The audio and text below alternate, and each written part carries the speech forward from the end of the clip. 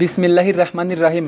ভাই ও বোনেরা, আজ আমরা ফলোয়ার বাড়াই, রিল বানাই, লাইকের জন্য কন্টেন্ট বানাই, স্টোরি দেই 24 ঘন্টার জন্য।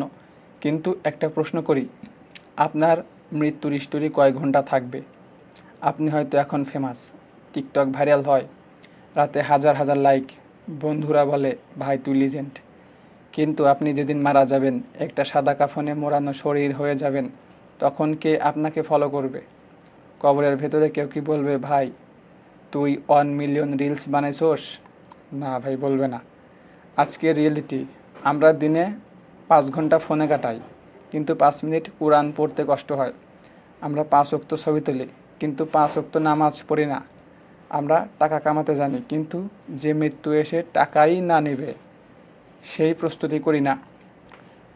কুরআনের আয়াত, হে ঈমানদারগণ, তোমরা আল্লাহকে ভয় করো, প্রত্যেকেই যেন দেখে নেয় সে কাল আখিরাতের জন্য কি প্রস্তুত করেছে। এখন ভাবুন, আপনার ফোনে 1000+ ছবি, কিন্তু মৃত্যুর পর আপনার কবরের ভিতরে কি থাকবে? আপনার হাতে অ্যাপল ওয়াচ, কিন্তু কখনো নামাজের সময় দেখে নামাজ পড়লেন? আপনার ইনবক্সে অসংখ্য চ্যাট, কিন্তু কখনো কি আল্লাহর সঙ্গে কথা বলেছেন সিজদায়? শেষ কথা ভাই, এটা আপনাকে ছোট করতে নয়, এটা আপনাকে জাগাতে। আল্লাহ আপনাকে ভালোবাসেন বলেই আপনি এখনও বেঁচে আছেন।